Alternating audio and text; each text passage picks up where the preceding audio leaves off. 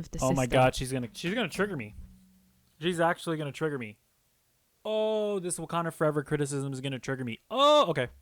Hey guys, Useless here, and today we are going to be reacting to a video by Patience Xina. I've reacted to one of her videos before. Tend to disagree with her on stuff, but she, you know, I don't like hate her as a person. So I don't know why I felt the need to qualify that, but whatever. Yeah, no, I don't know. I'm guessing this video is gonna be like, Hollywood is woke, and that's why it's bad. And I think that there's probably going to be a good discussion to have around the topic, so let's just hit play and see what she has to say. Hello my dears, welcome back to another video. I'm going to be ranting about modern Disney because I think modern Disney is just... it's something. If you've been following me on Twitter, this probably won't be new to you. Every now and again, I just go on a random rant about my thoughts and feelings. Unhinged rant. That's what we like the most. Do you know what it is? AKA all of my videos. As an artistic person myself, you know, I love art. It bothers me when it feels as though show me a painting. Are not putting any effort or pride into their creations. And I often feel that that is very much the case with the stuff that's recently coming out of Hollywood. I often feel the same way about music as well. It feels as though a lot of artists are just trying to get the most viral TikTok hit as opposed to writing really good songs that will live on for years to come. Many of us are just longing for actual creativity. We're longing for something that actually has depth to it and isn't just superficial and shallow and just... I just feel like so much about modernity is just soulless. It's not just music, it's not just film and TV, but even like the buildings that we have nowadays. I don't know why, but I feel like that's just the most British thing to say. It's like, modernity. Sorry, hold up. I just paused because I realized that there's a skeleton out here. Okay, it's rough in these streets. Okay, he doesn't see me anymore. I'm actually going to run away. I think that's probably the best course of action. Sorry. It's like when you compare architecture from years ago. Oh, that's so cringe when people are like, ugh, architecture. Bro, who cares? They're buildings, whatever. Yeah, guess what? They didn't have anything to do back then, so they could design cool buildings. Guess what? We're out here doing shit, okay? We're playing Minecraft, okay? We have better things to do than design cool buildings. It's not even an ugly building. Like, oh wow, it's not fucking spherical. Who cares?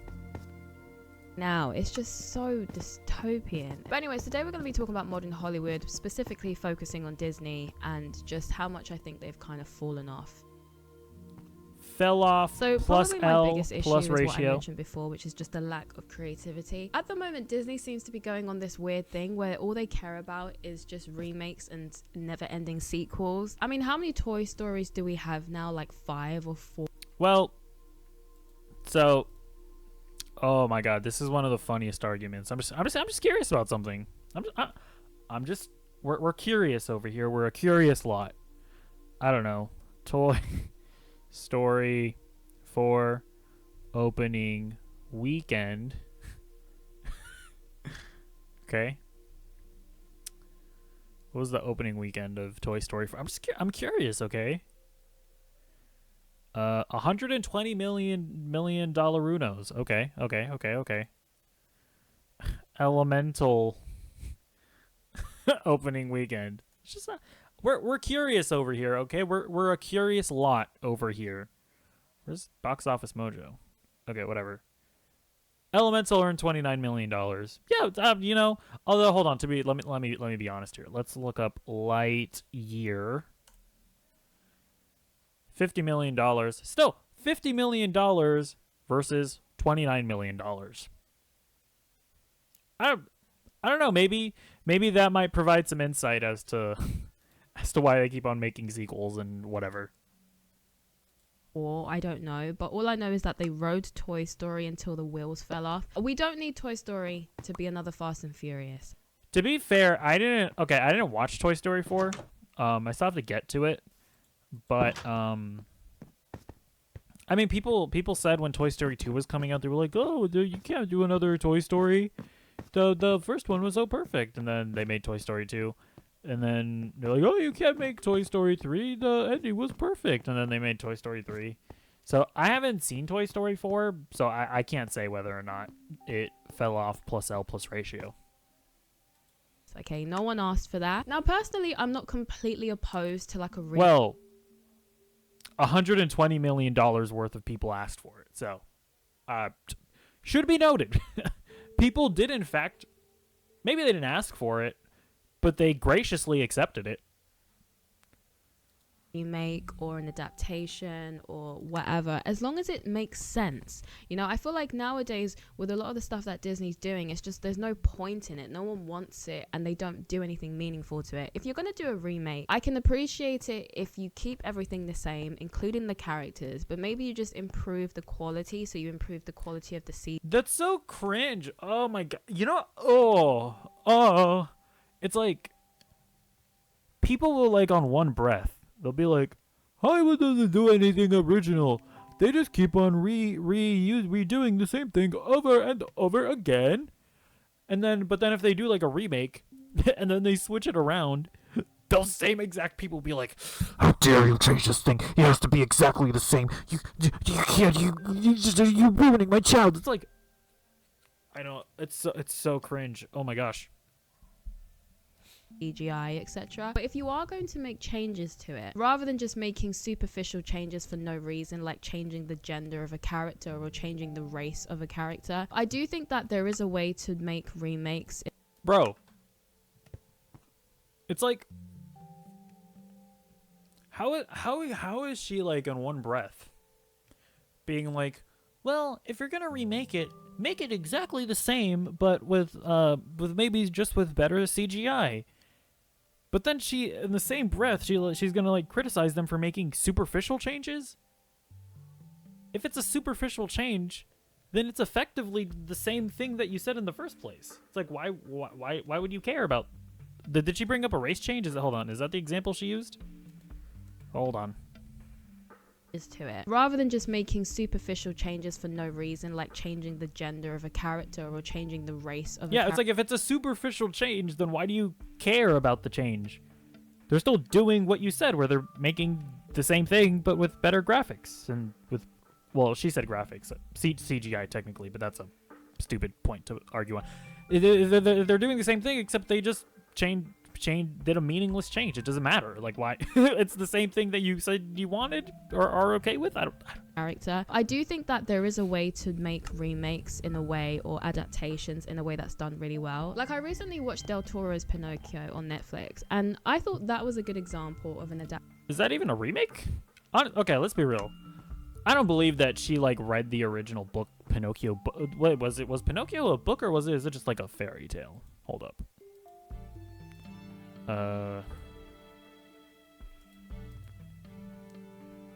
Pinocchio. Original story. Like, what even was it? Is it a book? I guess it was a book.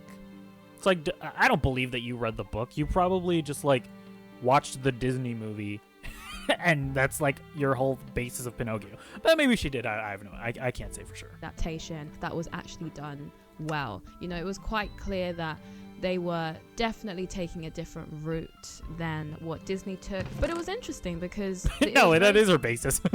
Clear that the theme of the film was mortality. You know, they discussed themes of grief, they discussed death, etc. I also thought the spirits in the film were really interesting as well. That was the first time I've ever seen biblically accurate angels depicted in film. Yeah, it was very striking because I've never seen that before. I found the film to be really interesting, very dark. The whole time I was watching it, it kind of gave me the same feelings that I had the first time I watched Coraline, in that I understand this is supposed to be for kids, but based Coraline reference. More people need to talk about Coraline, okay? Coraline's a great movie. Like, isn't it a bit too dark for kids? Definitely a lot darker than Disney's adaptation of Pinocchio, but I think that's more true to the original Pinocchio, because of the original Pinocchio story is quite dark within itself. It definitely, I don't believe it. I don't believe she read it. She read the Wikipedia synopsis. I don't believe you. Doesn't have a happy ending. I mean, Disney's notorious for doing that, taking European folklores and then just watering them down. But I would say that it's better than Disney's remake of Pinocchio for sure. But that's, is it like, I don't, wait. I don't. I'm trying to hold on. I'm trying to like really think about what she's saying here. So it's like she's okay with just making the same thing again, but with just having it, be a bit updated. If she's okay with that, then why exactly is she mad about the Disney remakes? Is she only mad about them because they're woke and not because they're like worse? I don't know. Hopefully she elaborates on that. That's an example of someone taking a story or taking a story that people already know, but altering it in a way where it's still really interesting and it gives a completely different perspective. Overall, I do just prefer original stories. It's nice to kind of have something different as opposed to having the same stories retold over and over and over again. And I do think as well when you're making... So here's a reality. Hollywood makes more original movies than they have at any point in film history. It's also the case that Hollywood makes more remakes, reboots, and sequels than at any point in cinematic history. It's also true that Hollywood just makes more movies in general than they've ever made in cinematic history. It's like when somebody tells me, oh, Hollywood isn't original anymore, they need to make more original things. It's always like, have you seen Everything Everywhere All at Once?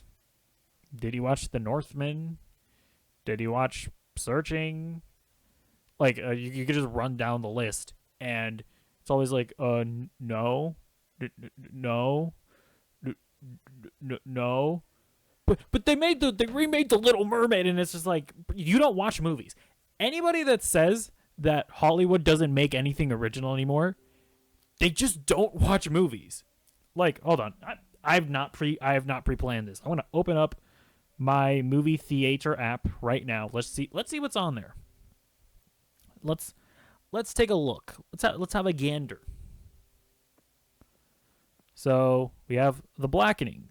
Pretty sure this is an original movie. Yeah, I'm pretty sure this is an original movie. The Boogeyman. Is this an original movie?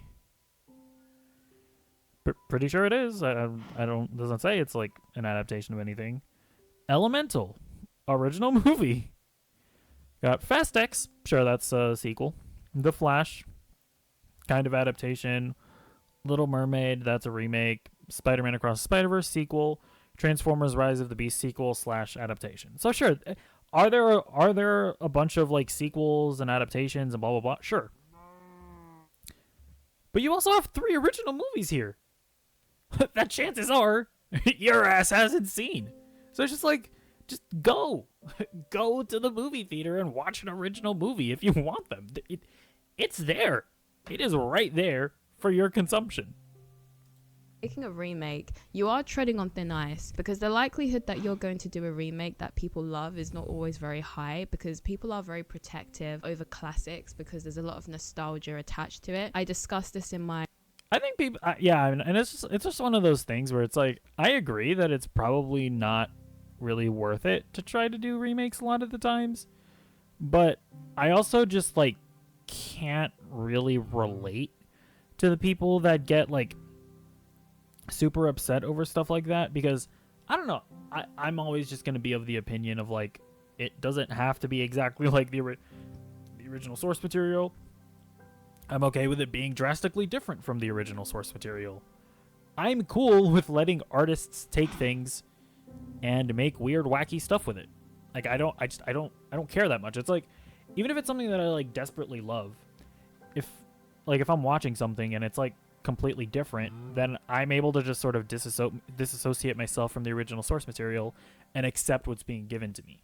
So like, for example, in my opinion, like the Christopher Nolan Batman movies aren't like, I don't know, it's just not like what I value in Batman, I guess, or like what I've always perceived Batman to be. Because it's like, I feel like Batman is who the character is, and then like Bruce Wayne is sort of the mask that he puts on when he's going to go out into society to hide his identity of Batman. And when you watch the Christopher Nolan Batman movies, I feel like Christopher Nolan just doesn't really understand that or maybe he just wanted to do his own thing. Because it's like, it's weird because it's like Batman is almost 3 different characters. You have like Batman when he's out Batmaning. Then you have Bruce Wayne when he's out in public. And then it feels like like you have like another Bruce Wayne character when he's just hanging out with Alfred. It's almost like he has 3 different personalities. But guess what? I'm not gonna get hung up over it because it's like not. That's okay. Whatever. That's Christopher Nolan's movie. Video, why does Hollywood keep doing this? Human beings are very sentimental. We tend to develop attachments to characters. We tend to develop attachments especially to things that we had during our childhood. I think a lot of people are very protective over childhood nostalgia, so it's very rare that you'll make a remake or something like that and people will receive it very well if you've made changes to it. So yeah, so I do think that you're always treading on thin ice when you do remakes, which is why I think it's just always better and more interesting to just tell original stories. But at the moment, Disney clearly seems to have no interest in really doing that. Instead, they would rather...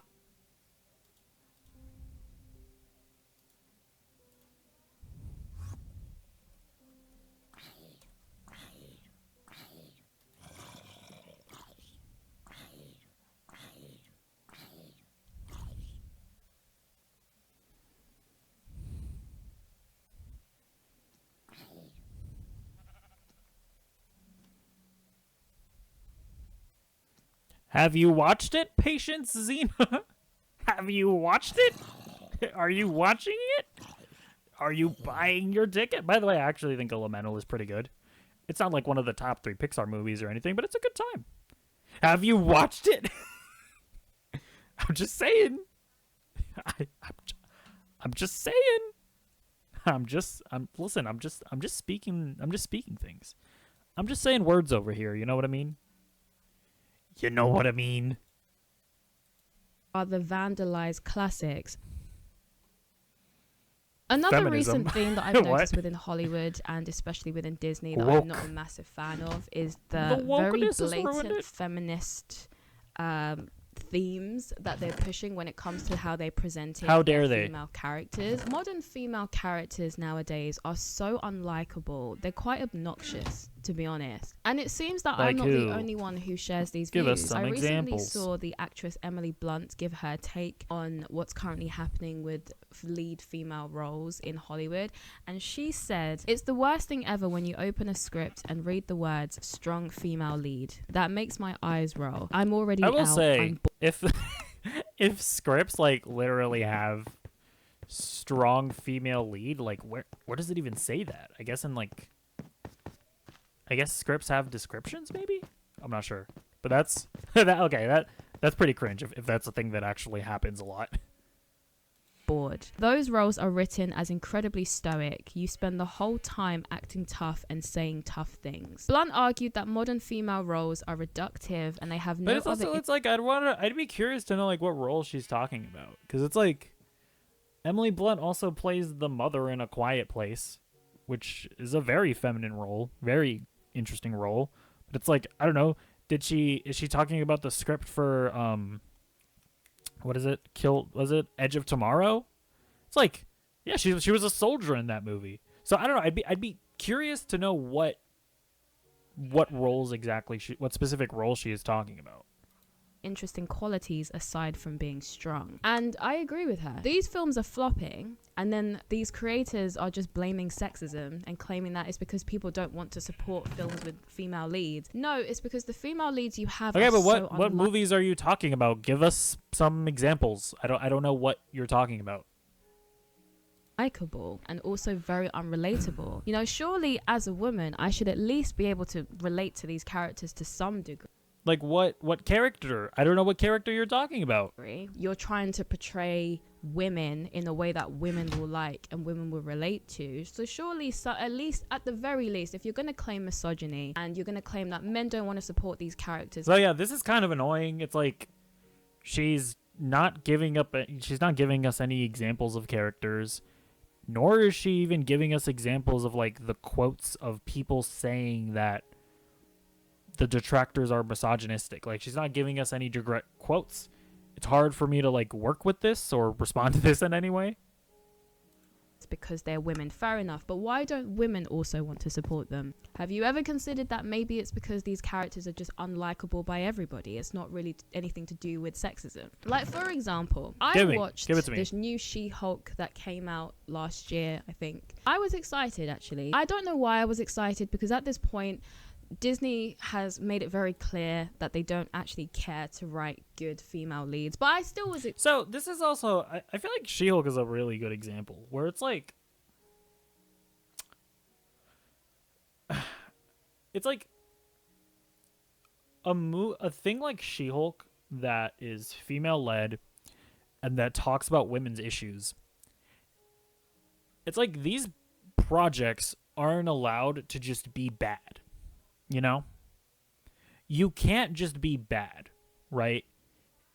If a female-led project that talks about female issues is bad, it becomes this like political thing where it's like, and this is why you shouldn't tell these kinds of stories. I'm not necessarily saying that patient Xina is saying this, but a lot of other people are, and or at least she hasn't said it yet. I don't know what's about to come, because she might start going into be like, oh, they're injecting their. Well, actually, she's bringing up feminism, so she's probably going to make a point about them injecting feminism into it. But it's like, She-Hulk is bad, so now talking about like toxic masculinity is just like this inherently bad thing, and you just shouldn't do it. I don't know. It's just like, it's weird. It's like, can't She-Hulk have just been a bad show because they tried to make a good show and failed? Like, is that not possible? Or, well, I don't know. You know, I shouldn't preempt her too much. Excited, okay, because I love She-Hulk. As a kid, you know, I used to watch She-Hulk, the cartoon version. So when it came out, I was like, okay, I have to check this out. I have to see it. And I saw the reviews were bad, but I was like, okay, let me see it for myself in case some people are overreacting. Because I do think that in the same way that there is a very annoying woke culture, there is also an annoying culture where people just hate on everything that they perceive as woke just because they... Also, I'm not going to get into it, but I honestly do feel like... I kind of feel like I didn't like this. I'm not going to hardcore defend She-Hulk, but I honestly don't think it was like that bad. I think my biggest beef with it was that it didn't embrace being like a superhero show enough. It's just like it was a lot of and it was very like disjointed, and it felt like it just didn't know what it wanted to be a lot of the time, where it's like by the end of it I was just kind of like, what is... So it's like, I get that this final episode is sort of about, you know, She-Hulk not wanting to be like defined as a character, and that the show doesn't want to be defined as being a generic superhero thing.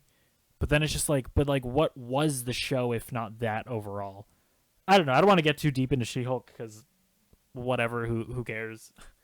Perceive it as woke. Do you know what I mean? There is also a reactionary opposition to woke culture where some people just hate on things just because of the fact that they think it's woke. Do you know what I mean? They don't actually have a reason for hating it. Kind of like recently when Barbie released the Down syndrome Barbie, you know, and then some people are like, oh, they're making Barbie have Down syndrome now. Stuff like that. It's like, whereas I think the Down syndrome dolls were good. I think it's good for people with Down syndrome to have their own doll. That is a good example of actual inclusivity. But of course, because people are so tired of this diversity, inclusivity, like push that's been going on at the moment, that we've now got a group of people who just reject it anytime it happens because they just automatically interpret it as being some kind of political woke agenda or whatever, to the point where they just reject anything that remotely resembles it. So there was a part of me that was kind of like, okay, do you know what, maybe people might be overreacting to this and it's just like a reactionary thing. And then I watched it and then I understood. Disney ruined She-Hulk is all I can really say, okay? Because it's just such a weird, I don't know, this is a bit, maybe I'm nitpicking, but it's like, Disney ruined She-Hulk? It's like, what?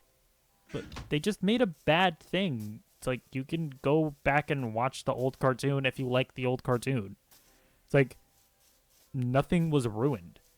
It's like when people say, like, that's why I never relate when people say that, when people, like, say that they don't they don't want remakes or reboots because it's gonna like ruin the original. It's like no, it's not. The original thing will always be there. I don't know, that might just be a nitpick on my part. That bothers me is that if Disney wants to push feminism, I don't really understand why they felt the need to change She-Hulk from how she was portrayed in the earlier cartoon. I would argue. Yeah, and then there goes the whole thing of like, oh, she's a because it's like this is why I just don't relate to a lot of like the way people view art, which is fine. We all view art differently. It's all subjective, whatever, whatnot. But it's like when your criticism starts at they pushed politics and it's different from the old thing, I'm like, okay, and is the show bad? Because that's the only thing I care about. Is it well written? Is it well acted? Is it well directed? Is the cinematography good? Are the special effects well done? It's like when your criticism starts at it's different from the source material or it's woke, I don't know, like it's hard for me to take you super seriously, or at the very least it's hard for me to relate to your criticism. Argue that the way she was portrayed in that cartoon, she was already a feminist icon. In the cartoon, she was super confident and assertive. She was sexy and flirtatious. She was very charismatic and she was funny. And these are all the typical attributes that feminists usually glorify. So I'm really confused as to why they felt she needed to be modified. She was very, very confident in her own skin and she was very comfortable being a She-Hulk. Within the cartoon, that was always the funny contrast between her and Bruce, was that Jen was always super confident and loved being a Hulk, whereas Bruce was always in conflict with it. Bruce was remorseful well, question. I guess. I guess I assume the She-Hulk cartoon would have had an origin story. I don't know. I never watched the fucking She-Hulk cartoon, so pardon my ignorance. But it's like in the show, it's like it explores her getting her powers for like the first time, and it's basically, I want to say it's just like the show is like the first week of her having her powers. Would it necessarily make sense for her to be like super confident immediately? Is that how it was in the cartoon? I don't know. So it's like I don't know that it would make sense for her to just automatically be confident in her hulkiness. The fact that he turned his cousin into a Hulk, but she was always just living her best life. She loved it. And not just for me, but more importantly for my cousin Jennifer. It's my fault she's become a freak. Please, where's my violin? Poor, pitiful us. 6 years, I dragged myself kicking and screaming into health clubs, and zilch! One little green-blooded transfusion from you, and ba-boom! We have to stay focused on finding a cure. Oh, cure, schmore. Oh, boy. Ain't it clear? Gamma is a girl's best friend. There's quite a lot of key differences that I noticed between the popular cartoon version of the She-Hulk versus Disney's Marvel version of the She-Hulk. One, how much she hated being a She-Hulk, which was very different to how she was in the cartoon. In the Disney's Marvel version, she doesn't want to be a superhero. She feels like it's inconveniencing her girl boss dreams, and she also thinks that superheroes are narcissistic. But is it what? This is also one of those things where it's like there are so many like old properties where it's like I swear if this shit came out today, people would still be calling it woke. It's like I feel like I don't know. I feel like if that cartoon just based off of the scenes that she showed off, I feel like I don't know, like the nerdrotics of the world would be like, oh, but MCU, they're demasculating Bruce Banner. She's putting Bruce Banner down because he doesn't want her to be a Hulk. Oh, but the girl boss is totally fine being a She-Hulk.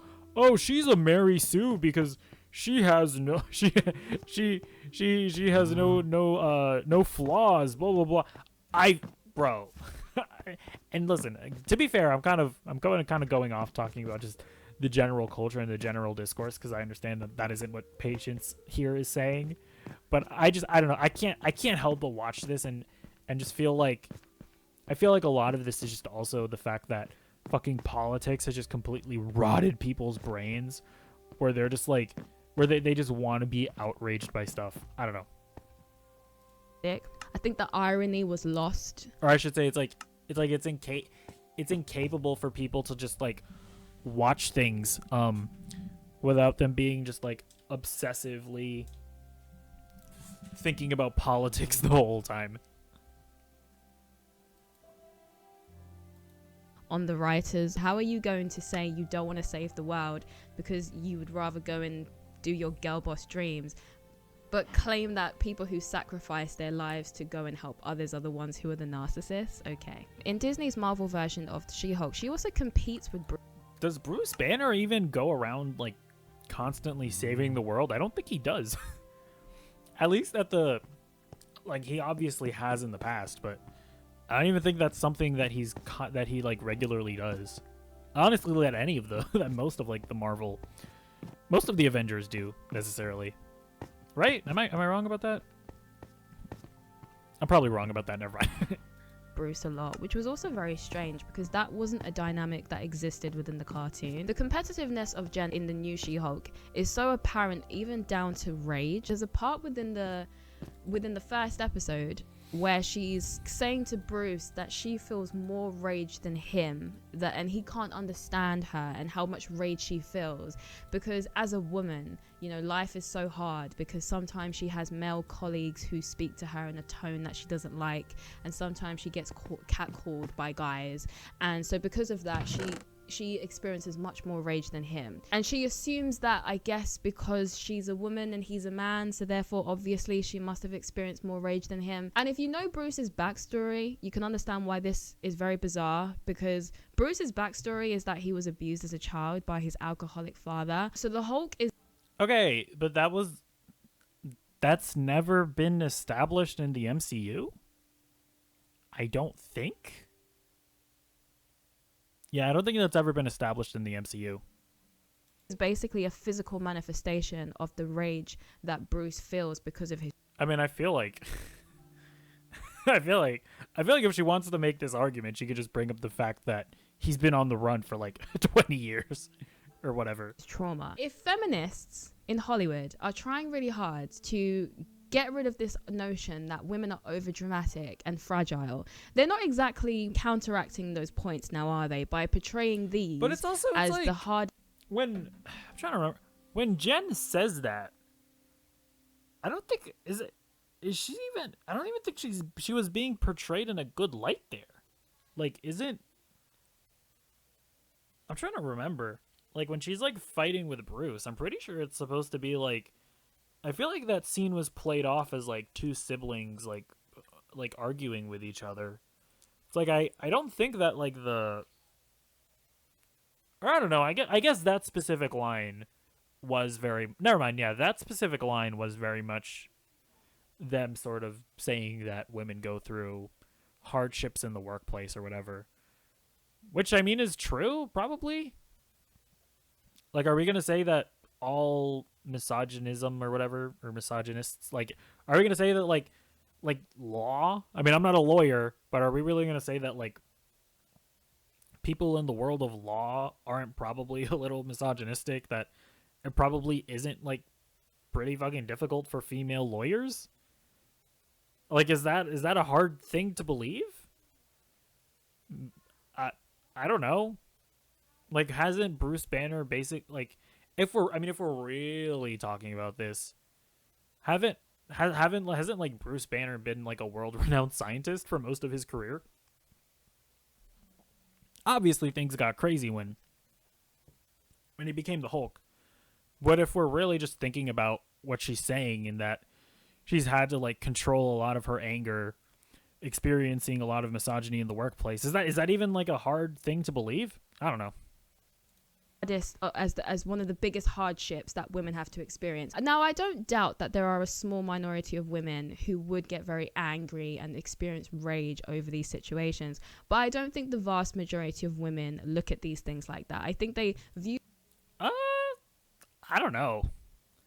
It's also, remember, it's not the vast majority of women. It's women in like male-dominated workplaces. and male dominated fields. Like that's the specific situation here. It's not the vast majority of women. It's women having to deal with misogyny in the workplace in really like in really like high end male dominated fields, because remember, she's a lawyer. So I mean, yeah, it's not the majority of women aren't even in that situation.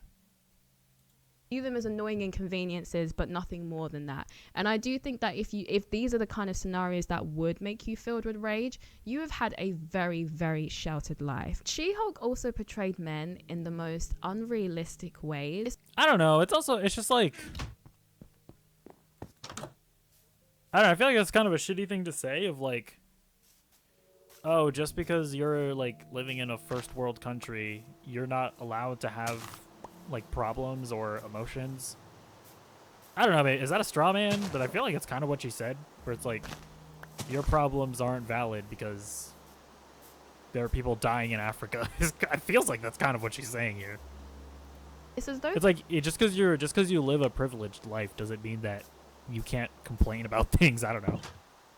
this script was written by man-hating feminists, because they portray some of the male characters in this film. It's like some of the male characters. It's like, yeah, whenever they're first of all, the show is filled with like exaggerated characters. First of all, because it's a comedy, by the way. Just I feel like people forget that, which is fair because it wasn't very funny. But it is a comedy, so obviously a lot of the characters are going to be exaggerated. It's like, yes, some of the characters that are men are assholes. There were also a decent amount of women in the show that are assholes and that are portrayed poorly. It's not like all the men are assholes and all the women are girl bosses. It's like, you had Bruce Banner. He was a good example of a male character. You have like the friend. I don't remember his fucking name, but he was a good character. Daredevil in the show was a really good character. So it's like, I don't understand this idea that She-Hulk was like a man-hating show. Yeah, did it have criticisms for certain types of men? Sure. But are we going to say that, like... But it's like, if I were to ask patient Xina, I'd be like, so wait, do like misogynistic men not exist? She'd probably be like, well, no, there are certainly some misogynistic men. And it's like, okay, well, show just talked about those some misogynistic men that exist. Why is this even an issue, really? As misogynistic caricatures. There is a scene in the second episode where Jen is talking to one of her male employees about something, and he says this to her, and I quote word for word. This is exactly what he said. Paying attention. Max is what he said. How we show love. Man, Patience is trying to get these unskippable mid-rolls. I respect the grind. He goes to her, there's a hot chick over there. I'm going to talk to it. I'm going to talk to it. Yes, because that's a very normal occurrence. You know, men just casually call women its in regular conversation. Like that happens all the time. The new She-Hulk is just... Did it ever say that happens all the time? When was that implied? Was that ever implied? Because it's like, I'm trying to remember correctly. When you have the over the top exaggerated male characters, I'm pretty sure, yeah, every time that they're over the top and exaggerated, all of the other characters sort of look at them weirdly and be like, hey, you're being kind of an asshole. I don't think it's ever like portrayed as being like a norm in society that's generally accepted. It's not like when you look at Mad Men. If you look at Mad Men, okay, I'm not gonna lie, I've never seen Mad Men, but from what I've heard about it, because I can't think of a better example, but I'm pretty sure when it comes to Mad Men, and again, correct me if I'm wrong, but in Mad Men, isn't it very much portraying like misogyny in the workplace as like a norm during the time that Mad Men takes place, right? Like like I watched the first episode once, okay, whatever, and that episode very much was like portraying, hey, misogyny in the workplace, like, women having to like have sex with their bosses and whatever, like that is very much a norm in society, and that it's just accepted. That was something that Mad Men was pushing very heavily. I don't think She-Hulk ever pushed this idea that like most of the time men are misogynistic. Like that's just never something that they pushed. Whenever the men were over the top misogynistic, the other characters in the show would call them out on it, which is implying that it's not necessarily like a norm that's accepted. Am I making sense? It's too embarrassing. I'm going to pretend I never saw it, to be honest, because the cartoon She-Hulk will always be my She-Hulk. I always have a soft spot in my heart for the OG. This She-Hulk, I intend to pretend never happened. And to be honest, that's how I often feel about women's representation nowadays within Hollywood. Nowadays, it feels as though a lot of these female characters are just caricatures of the female empowerment movement. They're made to be flawless and they're made to be super strong, but in a masculine way. They're somehow already skilled without training. They're able to do all the things that their male counterparts took years of training to be able to do. And it's just so boring. We're somehow supposed to believe that they're able to do all these things without any training because they had the power of self-belief or something. I recently watched Wakanda Forever, and I forgot the name of the sister. Oh my god, she's gonna trigger me. She's actually gonna trigger me. Oh, this Wakanda Forever criticism is gonna trigger me. Oh, okay, hold on. Now, but she's the new Black Panther, and she manages to take out the lead villain in the film. Okay, I'm gonna let her say it. She looks like she's gonna clarify something. I'm gonna let her hopefully let her say what I hope she's gonna say. I understand that these films are not supposed to be real, but however, it needs to have some level of realism. I struggle to accept how she's able to take out a man who's a god, bear in mind. Like the way he's portrayed in the film, he's an immortal god. She ate the magic flower.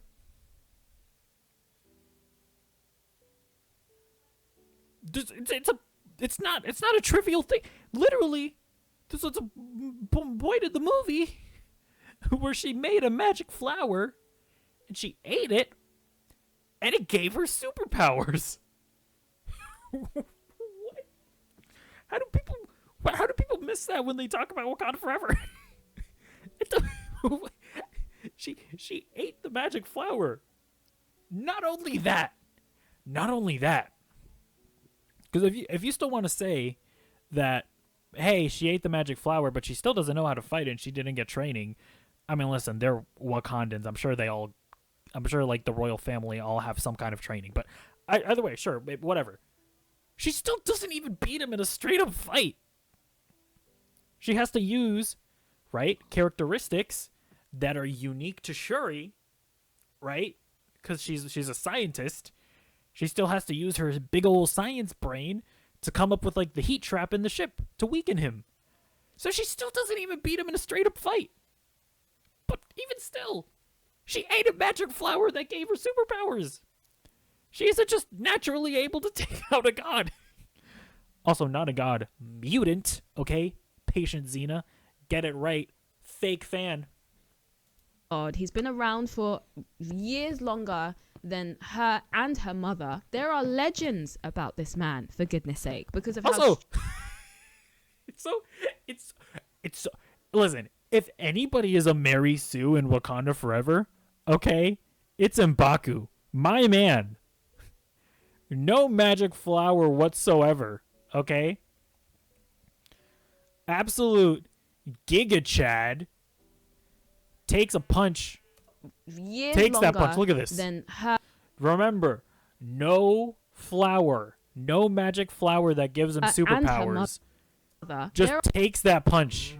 There are legends about a punch that arguably should have just broken every bone in his body. Okay, this should have been a Mortal Kombat fatality. This man, for goodness sake, because of how strong. And he survives that. If anybody's a Mary Sue here, okay, it's M'Baku. Just saying. Strong he allegedly is. And she manages to take him out after inheriting the power of the Black Panther roughly 2 minutes ago. They are having a bubble. Okay, at least she acknowledges that she inherits the power. But she still doesn't take him out in a straight-up fight. She still has to use science, right? Because she's Shuri. This isn't... Like, that's like a characteristic unique to her, right? Not even necessarily aping all of T'Challa's stuff. She has to use science to take him out. She can't beat him in a straight-up fight. They established this. Okay, whatever. I'm sorry.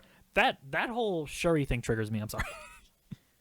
Reminded me of when Arya Stark in Game of Thrones took out the Night's King in just one swipe. Because for those who watch Game of Thrones, you'll remember how they built up the Night King for seasons. Season after season after season, they were building up this man's character. They were painting him as this all-powerful man who's building this army. They made him out to be like this super powerful being. And then little Arya is the one who takes him out in just one swipe. Just like that, it's over. Didn't she? Okay, I don't know. Whatever. I don't. But like, didn't she just say that it was bad that Shuri beat Namor because she didn't have training or whatever? But they established in the thing that Arya did have training. Why is she like talking about it as like, oh, little Arya beats the Night King or whatever? It's not little Arya. It's Arya Stark that went through training and became an assassin that managed to beat him. I don't even remember this. Okay, the whole frost giant elf, whatever the fuck they were. That whole storyline in the last season was just stupid. I don't even remember what happened here, but I remember that Arya did get training. This character that you've been building for seasons and seasons and seasons goes out just like that. Just like that. What was even the point of Jon Snow's backstory about him being the child of Targaryen and the Stark? What was even the point? What was the point? I'm still not... Wasn't the point that instead of like taking up his role, he decides to kill the fucking whatever the fuck her name was? Not Ellen DeGeneres. God, what's her name? Targaryen. What's her? The white lady. The white. The white-haired lady. She is also white. Whatever her. Wasn't the point of that was that he decided to not take up his legacy or whatever? I'm not even gonna pretend to remember Game of Thrones. Not over how Game of Thrones ended. That last season was diabolical. This is why I think some women are delusional and think they can fight men. It makes sense when you think about it. Like, if this is the stuff that you're seeing in the media regularly, this is the reason why I don't believe that this is a real phenomenon. I'm like, I don't believe that somebody watched fucking Maisie Williams stab a CGI ice like creature and said, "Oh well, yeah, I can fight a man." I don't believe that this is a real thing. I don't know. That's just so silly. That's just so silly to me. Like, I don't buy that this is like a real phenomenon that happens. Literally have some women who truly believe that they can fight men. The reason why I get frustrated with how Hollywood chooses to portray strong female characters is not because they are choosing to portray female characters as strong or whatever. That's not the problem that I have. I don't think there's anything wrong with portraying female characters as strong. My issue is that Hollywood has chosen to embrace the aspects about modern feminism that I detest the most. And that is this notion that in order for a woman to be respectable, she has to behave like a man. She has to basically be a man. If you want to be empowered as a woman, be a man. When they choose to make strong female characters, rather than making well, women suck naturally, so that is what they have to do.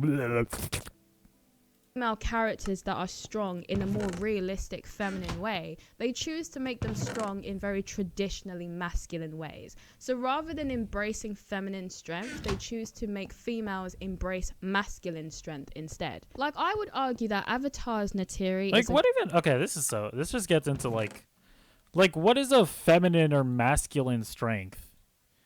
Is like strength in general just masculine? It's like, is she going to say that the lady from Avatar is nurturing and caring?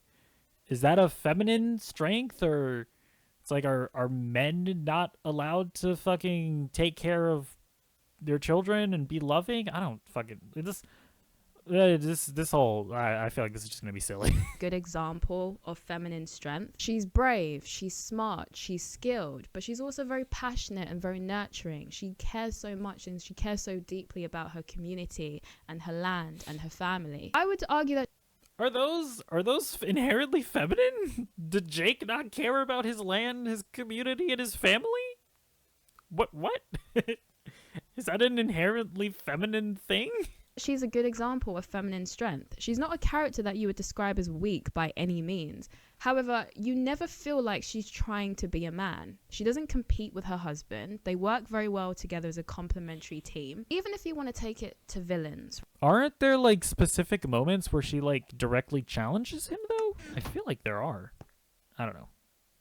Right? You can still portray female villains in a way that still portrays them as strong without making them into men. And I would say that Cersei from Game of Thrones is a really good example of that. Cersei is a very powerful character. She's a very strong lead, but you never see her wield a sword. Not once do you ever see Cersei in a sword fight or see her using brute strength to accomplish her goals. She's very manipulative. She's very calculated. She kind of reminds me of Lady Macbeth in the way... Okay, and so is the dwarf guy.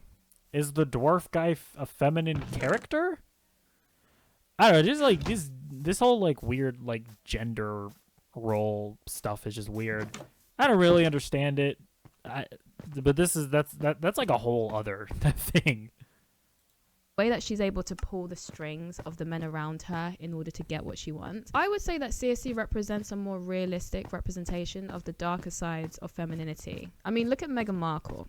Meghan Markle's doing damage, but has she beaten anyone up? Cersei from Game of Thrones is hardly a female character that you would... I'm not gonna lie, I have no idea like anything about the royal family. I don't know anything about Meghan Markle or whatever prince guy. So, is that true? Has she done damage? Is he like what damage has she done? I don't even know. Describe as weak by any means. Knowledge is power. Seize him. Is Littlefinger feminine? Like, what is the implication here? I don't even really know. Stop. Oh, wait. I've changed my mind. Let him go. I've changed my mind again. Take him again. Turn around. Ah. Close your eyes. Power is power.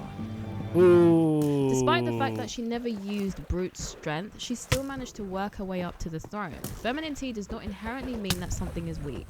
And we need to stop having this idea that the only time strength counts is if it's being presented in a masculine way. And this idea that if you are a feminine woman, that inherently means that you're weak is just ridiculous. No wonder you've got so many women who no longer want to be feminine or want to embrace any feminine qualities, because this is the association that people have with femininity, is weakness. Just because feminine strength and feminine aggression doesn't present itself in the same way that masculine strength and masculine aggression presents itself does not mean that it is inherently inferior. On the topic of aggression, I do find it really interesting because when we talk about aggression, we often do talk about it from a very male-centric perspective.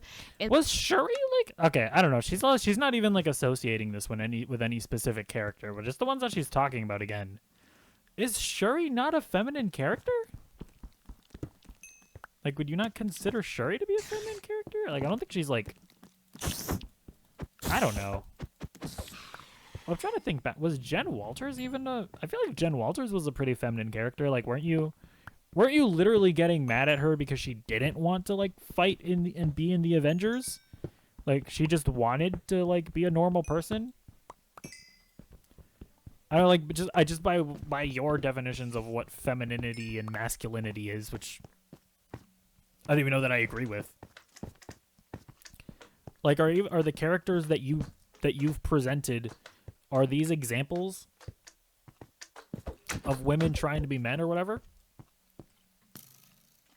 In that when people think of the word aggression, they automatically think of violence. because typically speaking, that's how males tend to show aggression, is through violence. But I would argue that despite the fact that females tend to be less physically violent, I don't think that females are less aggressive by any means whatsoever. Anyone who's been to a unisex secondary school has seen the differences between male and female aggression. I personally think that female aggression can sometimes be worse. When I was in school, I remember if the boys I don't know. got She's kind of like going off on a random thing. She's not even talking about characters anymore. they would usually get into a fist fight. That was typically how male aggression would display itself. It would usually display itself through violence. But the girls, they had a very different approach to how they displayed aggression. I remember there was a popular girl group in my school. So they had like this weird ritual where they would stab each other in the back and then they would kick one of the members out of the group. And then that girl would have no friends. No one would talk to her. You just see her crying by herself because none of her friends were talking to her anymore. And they wouldn't accept her back into the group until she apologized for whatever it was that they'd accused her of and begged to come back into the group. Fuck? And the recycle would repeat itself, except this time it was a different girl who was crying because she'd been exiled from the group. I never saw these girls get handsy with each other. I never saw them fist fight. I never saw them hit each other. But I would say the damage that they were doing to each of the members of their group was equally as devastating. And I would actually argue that the feminine methods of aggression can be much longer effects, because when I think about the boys in my school, right, they would fight or whatever, but then eventually they'd make up and it was over. But the girls, I'm sorry, the gossip spreading, the name calling, all that kind of stuff, that went on for a lot longer. Okay, the boys, they'd have one fight at lunchtime and then the next day it's moved on. The girls, on the other hand, if you were kicked out of that group, you were kicked out of that group for at least a few days or a week or something. I don't know. I think a slap across the face heals. Yeah, I don't know. I feel like just obsessing about like masculine and feminine traits like this is just weird. It's like I'm just thinking about Game of Thrones. It's like, yeah, Cersei wasn't violent. Neither was Littlefoot. Neither was the dwarf guy. I forget his name. It's like I don't think these things have anything to do with like masculinity or femininity necessarily. These are just like character traits that can be used by multiple genders. I don't know. Like I don't know what exactly her point is here. Faster than the type of aggression that the girls were dishing. I would say that what happens on Twitter is a good example of feminine aggression, you know, reputation destruction, you know, all of that kind of stuff. So I do think this idea that femininity is inherently weak just because it doesn't display itself in the same ways as masculinity, I think is a fallacy. I don't think you need to portray women as being like men. Is that even a thing that's portrayed though? Manipulativeness is not portrayed as being weak? Being manipulative isn't portrayed as being weak? When has this ever been portrayed as being weak? I'm not sure. I'm not sure what she's talking about. In order to be able to portray them as being strong, because there are positive, strong feminine qualities, and there are also very negative, strong feminine qualities. You know, I think femininity can also be powerful within its own right. We don't need to appropriate masculinity in order to be strong. So personally, I just don't really appreciate this whole idea that if a woman wants to be empowered and strong, she has to be a stoic man. Now, there are going to be people who say, but there are masculine women. Yes, that's true, and portraying them is fine. My issue is not that Hollywood portrays masculine female characters. My issue is that Hollywood seems to only want to portray masculine female characters. They seem to have this strange new trend of only celebrating masculinity when it's being displayed by women and only celebrating femininity when it's being displayed by men. I personally do not appreciate the idea that in order for a female character to be seen as impressive or respectable, she has to be masculine. I don't appreciate the demonization of feminine. Again, I just don't think that this is true. I feel like there are plenty of traditionally masculine men in Hollywood, i.e. The Rock, Chris Hemsworth, you know, I don't know, like name whatever action star. I feel like there are plenty of traditionally feminine people in Hollywood. Like I don't understand. I don't know, like I brought up the mom from A Quiet Place. I don't know. Again, this is this is one of those moments where I honestly have to just assume that this person just probably doesn't watch movies. And again, that's an assumption, but it's just like, I don't know. I feel like there are a pretty wide variety of characters, male or female, that exist. And we don't need to just, like, autistically, like, analyze them and be like, are they masculine or feminine enough? Are they, like, because this is, like, the trait, like, no, I can't think of a movie that's ever been, like, being not aggressive is bad, or being non-aggressive is, like, has ever been frowned upon. I don't know. In women, and I also don't appreciate the demonization of masculine men. Yeah, it's like I wish she would have given, like, a better example. Like, am I just losing my mind here? I don't think she ever gave an example of a movie or a show that portrayed a woman being like non-aggressive or non-physically powerful as a bad thing. Like, when has that even happened? I don't know. Now, I've already mentioned my thoughts on race swaps. You already know how I feel. I think they're cheap, they're lazy, and of course, I would much prefer for creators to make original stories. I think Eric July's I would much prefer people to just cast whoever they feel is best for the role. Unless the character is, like, the core of the character has to do with race, right? Like, the core of what makes the character what they are and how they service. Whoa, creeper. Ooh. Unless the core of the character and how they service the story has to do with race, I don't care. Example, if you want to make Nick Fury white, that's probably fine. Nothing about the character of Nick Fury requires him to be black. You know, Catwoman, she was white in the comics, then she was black in the Adam West show, then she was white again in the Tim Burton movie, she was white in the Christopher Nolan movie, then she was black again in the Matt Reeves Batman movie. Doesn't matter nobody cares. Now, Atticus Finch, on the other hand, probably pretty important that he be white. Kind of important for that character to be a white man, you know? Like like the whole point of that character is that he's, you know, the only, like, white dude that's willing to represent a black man, you know? So I just, like, I don't like the idea of, like, putting artists in a box and, like, limiting their choices. You know, like, you know what's a great example of this? The Little Mermaid, right? Halle Bailey was fantastic. Like, listen, I'm not saying that the Little Mermaid remake was, like, a fantastic movie or anything like that. But Halle Bailey was great in the role. It's like her being black literally had nothing to do with it. I don't think the movie ever even, like,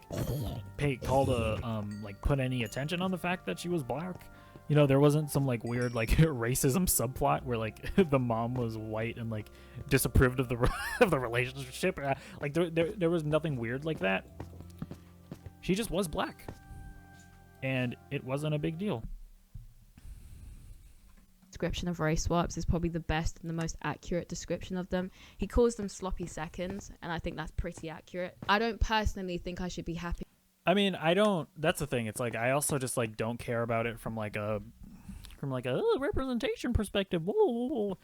It's like if someone wants to do a race swap, they can just do it. I don't. Like, I'm not saying that, like, you as a black person need to, like, get on your hands and knees and thank fucking Walt Disney for giving you a black mermaid or whatever. I'm not saying that. I'm just saying you shouldn't care. You know? What was I saying? I think like yeah, Halle Bailey was a great Ariel, whereas and she was black, whereas what was her face? Emma Watson. Well, she maybe she performed well as what's her face in Beauty and the Beast? The I don't remember her name, but she might have. Well, she's a great actress, so she probably acted the role well, but she was a terrible singer. You know, like why oh my god, why are all of these okay? But she was like a terrible singer, so it's like sure maybe Emma Watson had the right melanin level to play her character in Beauty and the Beast, but guess what? If you had gotten a black Broadway singer or whatever to play that role, it would have been better for the movie. You know what I mean? So to me, I just in like 99.9% of cases, like race isn't really relevant to the character. So I just don't care, and I just don't think you should care that much. With this idea that black characters can only exist through a white lens, as if black people don't have our own stories, as if again it's like if it's like there are plenty of like black movies out there. You know, Jordan Peele is out there making movies. I just saw a trailer for that movie called Who Shot Tyrone or whatever. It's coming out on Netflix. You know, Soul came out a couple years ago. It's like there are also black movies that are made, like original black movies. It's like go watch them. There's literally a movie called The Blackening. Shut up. I read it out earlier in the video. We can have both. We can have both race swaps and original black characters. You could do both. You don't. It's not one thing or the other.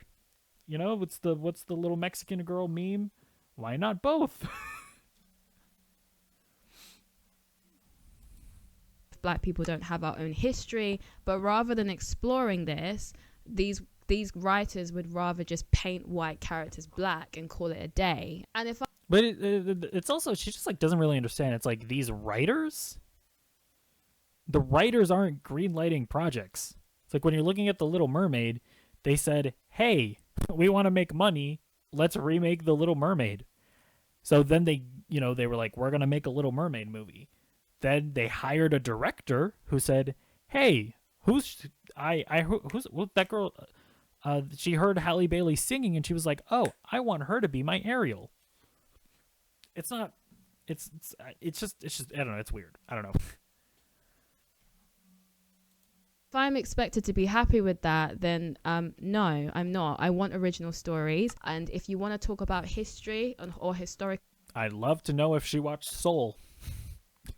Because apparently Disney doesn't make original stories. I'd be really curious to know if you watched Soul. I don't know. Figures, we have plenty of interesting, fascinating black historical figures that can be portrayed. So this idea that we can only be portrayed through a white lens, through European folklore characters, or through white historical figures, which Netflix, I know I focused on Disney, but we'll talk about Netflix for a second. I think the whole Cleopatra thing I didn't is watch ridiculous, the Cleopatra especially thing. I think that's probably a little cringe. I mean, I didn't watch it, so I don't know if there's like a point to it. But if they just made Cleopatra but casted like a black person in the lead, I mean, yeah, that's probably a little weird. Then again, I don't know if there's any sort of like weird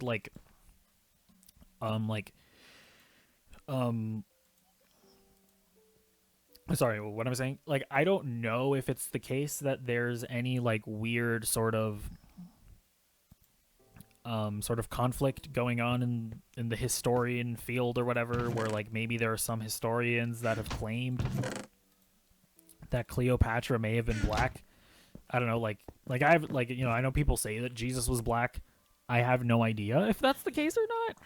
So I don't know if there's some like, if there's like a conversation going on in the world in history or something.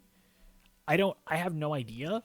But I mean, yeah, if they were just like, if it's like generally, or if it's like widely accepted that Cleopatra is white, and then they just randomly were like, well, haha, black now. Like that can be a little cringe. Like yeah, like if it's yeah, like if it gets to the point where it like takes you out of this out of what's going on because you know that that character wasn't like this. If it's a real person, I can understand why that would be a little weird. Like the Blonde movie with Anna de Armas playing Marilyn Monroe, it was just kind of weird because she like had a heavy Spanish accent as Marilyn Monroe. So yeah, I don't know. I can understand that being a little weird. Because they're portraying it as a documentary, which implies that it's factual. Oh, was it a documentary? I don't even know. When it's not. It's well documented that Cleopatra was Greek. So I don't quite understand why they've portrayed her as a mixed race woman. Now, personally, when I heard about the whole Cleopatra being black thing, first of all, I appreciate the memes that have come out of this because I found them hilarious. Here's the thing with race swaps, right? For the longest time, people were saying, oh, race swaps are fine because they're race swapping fictional characters. When I expressed the fact that I don't like the fact that Disney was race swapping, people chose to make it about me having an issue with Halle being cast. No. My problem was with Disney race swapping in general, not because of Halle in particular. Wait, what? I don't know what do you mean by that? If you have a problem with race swapping, then you have a problem with Halle being cast as Ariel. Wait, what? I don't know what she means by that. Yeah, how do you have a problem with race swapping but not have a problem with Halle Bailey being cast as Ariel? Those are two non-compatible positions, but okay. I think Halle's a beautiful girl with a beautiful voice, and I would have loved to see her play an original black princess, but instead she was given a race swap instead, which I think is very, very reductive, and I think that okay. So her point is just that she doesn't hate Halle Bailey. Was anybody suggesting that she hates Halle Bailey personally? I mean, maybe. I don't know. Much more than that, but that's besides the point. When I criticized that, people were saying, oh, well, it's just a fish. It's a fictional character. True. Now people are race swapping historical white people. So these are actual real. Okay, you can't be like, they're two separate situations. It's like, yeah, you could be okay with one thing and be against the other thing. These are two separate situations. These are two separate creatives behind the scenes, two separate studios. I don't think that Halle Bailey being cast as Ariel led to the Cleopatra situation.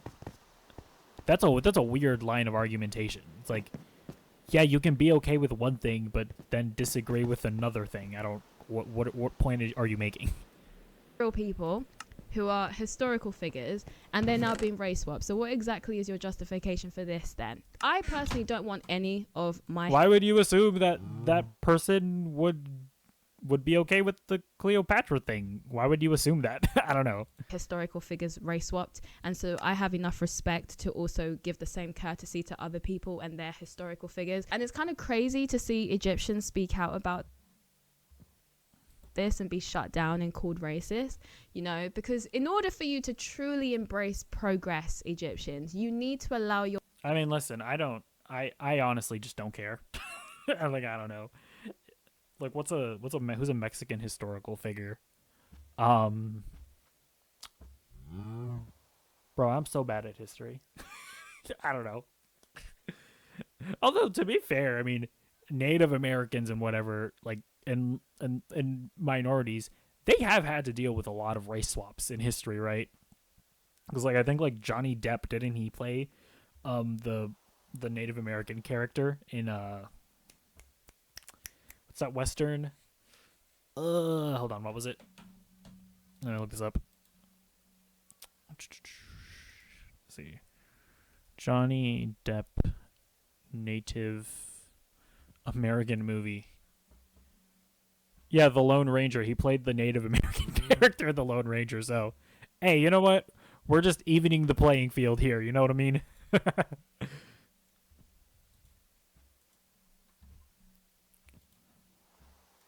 your history to be robbed and rewritten.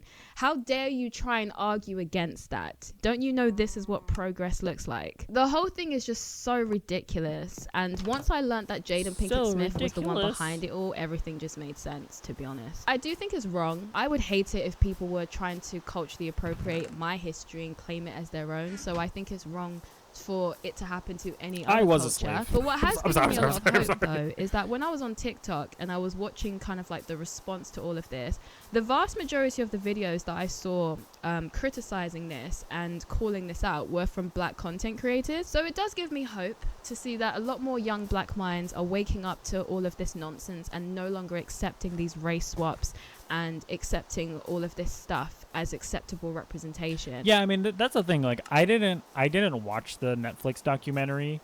Was it just like a regular documentary about Cleopatra, but like all of the like the scenes of them sort of dramatically reenacting stuff? Was it just randomly a black person, or is it positing some kind of theory that Cleopatra is black? Which I don't know, right or wrong. I mean that could be an interesting thing. I don't know. So I don't know. I'd be curious to see if it's as bad of a situation as they're making it out to be. Did I actually just like lose where I was going? Hold on. I'm sorry. I actually have no sense of direction, so I should probably make a compass before I go exploring.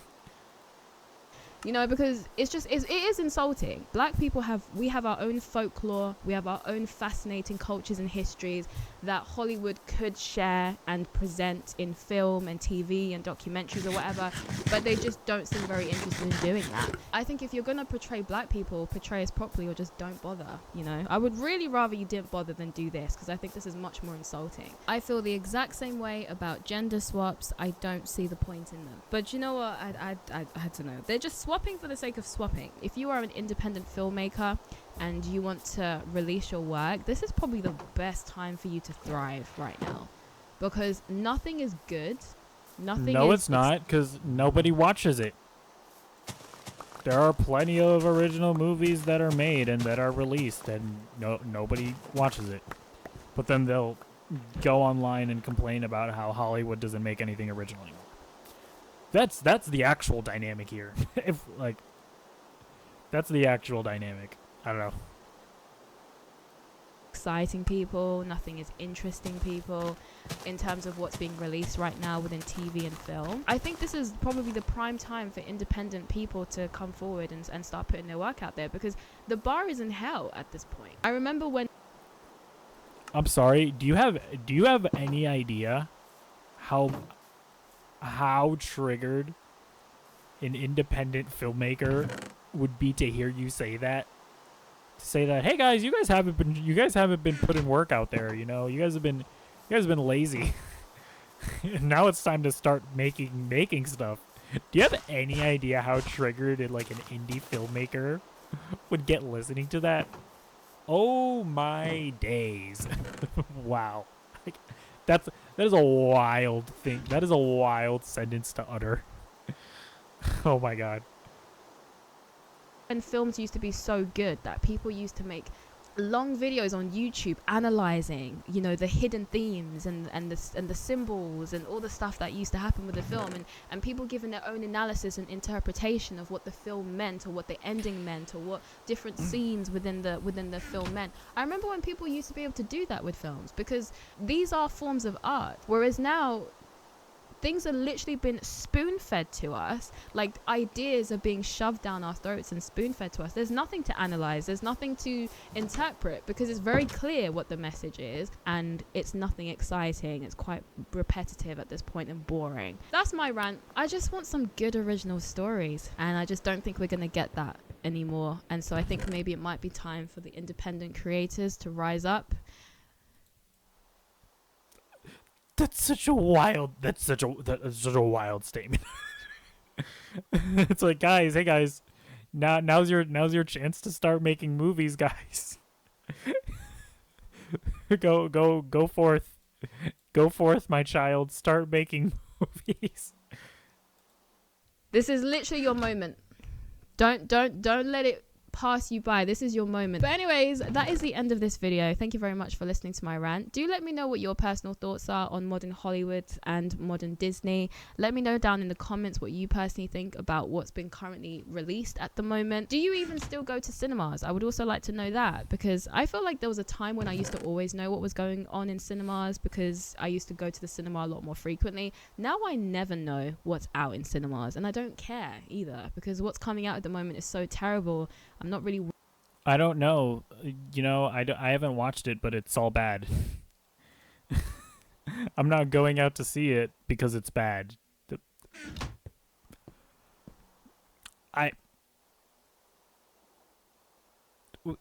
Maybe just like, just open up your movie theater app and just go watch something original. Go forth, my child. Maybe you'll be surprised. I don't know.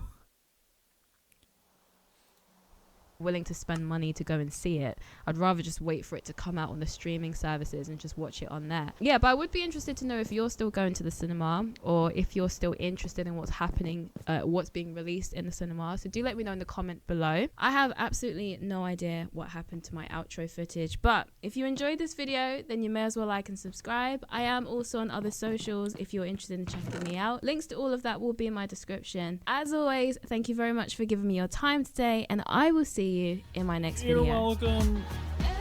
I don't know, what are my final thoughts? I just encourage people to go out and watch more movies. I don't know, like it's like, have you watched Everything Everywhere All at Once? Have you watched The Northman? Have you watched Searching? Have you watched like any? Go out and watch something original. There are plenty of stuff out there. I don't know, have you seen the Lighthouse? Elemental is currently out in theaters. I think it's pretty good. It's not like groundbreaking, but it's a solid little movie. It's pretty good. If you want a sequel that's good, go watch Across the Spider-Verse. You can simply choose not to watch The Flash. Guardians of the Galaxy Volume 3 came out. That was fantastic. I don't know. There are good movies that are still made. Just go watch movies. Like, you know what I will say as well? People, it's like, making a good movie is so unbelievably difficult.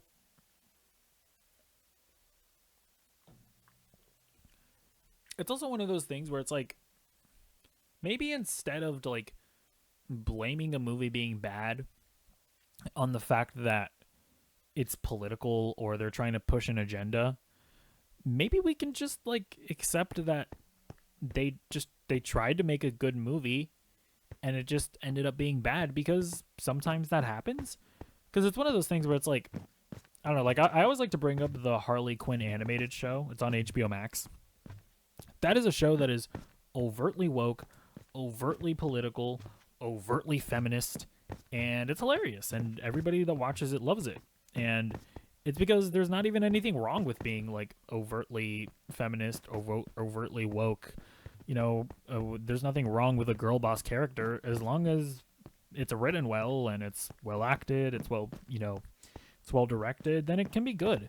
I think my biggest thing is that it's kind of unfortunate that whenever there's a movie that's bad, that has like a female lead, it is endlessly analyzed to death. It's endlessly criticized, and it being bad is blamed on the fact that it decided to explore those themes, or decided to have like I'll use her language, a masculine female character. But then it's like, I don't know, like whenever there's Morbius is just a bad movie. Nobody's out here saying, and it's because they have a white male lead and the white male villain, and it's because they didn't have like strong female characters in it. It's like nobody says that. Like nobody ever analyzes a movie with like a straight white male lead in those lens. People just like actually just like look at it as a movie and they just say it was a bad movie. But I don't know, like female led movies and movies that are like kind of woke, they're like not they don't get that courtesy. It's like then it has to be because it's woke that it's bad. But sometimes movies are just bad. I don't know. Am I wrong? I am an idiot, so let me know if I'm wrong on this. And yeah, I will see you in the comments down below. Goodbye.